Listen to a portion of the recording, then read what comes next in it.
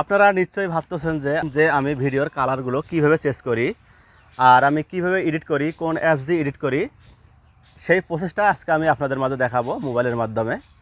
আমি কিভাবে ভিডিওর কালার চেঞ্জ করব, ভিডিওটাকে কিভাবে এইচডি কালারে পরিণত করবেন, সেই প্রসেসটা নিয়ে আজ আমি আপনাদেরকে দেখাবো। এখন আপনাদেরকে আমি মোবাইলের মাধ্যমে এডিট করে দেখাবো। আমি এই ফোনটা দিয়ে এডিট করি, আপনারা ভালো করে দেখুন। আর আপনারা চাইলে আপনার স্মার্টফোনটা দিয়ে আপনারা এডিট করতে পারেন। প্রথমে আমরা ক্যাপকাটে যাব। ক্যাপকাটটা আমার ওপেন হয়েছে। নিউ প্রজেক্ট বলতে এখানে বলা হয়েছে নিউ প্রজেক্ট। এখান থেকে আপনারা যে ভিডিওটা কালার চেঞ্জ করবেন সেই ভিডিওটা এখানে আনতে হবে। যেহেতু আমি এই ভিডিওটা এডিট করব, তাই আমি এটাকে সিলেক্ট করলাম। অ্যাডে ক্লিক করবেন। আর আপনারা ভিডিওটা না টেনে সম্পূর্ণ দেখার চেষ্টা করবেন, তাহলে আপনারা A to Z সব কিছু বুঝতে পারবেন। আমার ভিডিওটা ওপেন হয়েছে। ভিডিও লেয়ারে চাপ দিবেন। এখানে ভিডিও লেয়ারে চাপ দেওয়ার পর আপনারা এখানে অ্যাডজাস্ট কালারে যাবেন। তো আমি অ্যাডজাস্ট কালারে গেলাম।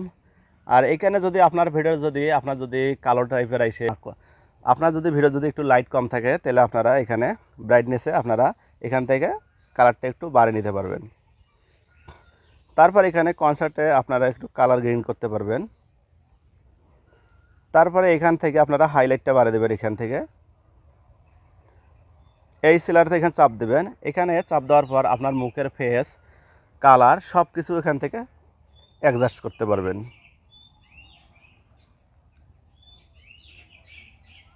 আমি যেভাবে করতেছি, আমি যেভাবে ভিডিওর কালার চেঞ্জ করব, আপনারা এইভাবেই করবেন। আর আপনাকে যেটা ভালো লাগে আপনারা ওইভাবে কালারটা চেঞ্জ করে নেবেন। আপনার পোশাকেরও কালার চেঞ্জ করতে পারবেন। আর আমি পিছন ব্যাকগ্রাউন্ডটা গ্রিন করে দেব।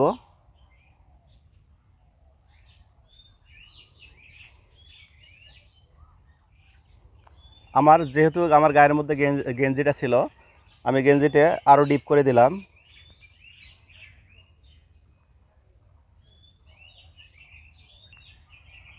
গেঞ্জিটা আমার প্যান্টের কালারের সাথে ম্যাচিং করে নিলাম। যেহেতু আমার গেঞ্জিটা এবং প্যান্টটা একই কালার করে দিলাম, আর ভিডিওটা দেখতে ভালো লাগতেছে, পোশাক দুটো একই হয়েছে, আপনারা চাইলে এইভাবে কালার করতে পারেন। তা আমি টিক চিহ্নতে ক্লিক করব। এখান থেকে আপনারা যাবেন, টিক চিহ্ন দেবেন। টিক চিহ্ন দেওয়ার পরে এখানে যাবেন আপনারা 4K-তে হাই কোয়ালিটিতে আপনারা ভিডিওটা বানিয়ে নেবেন। ফিল্টারে যাব।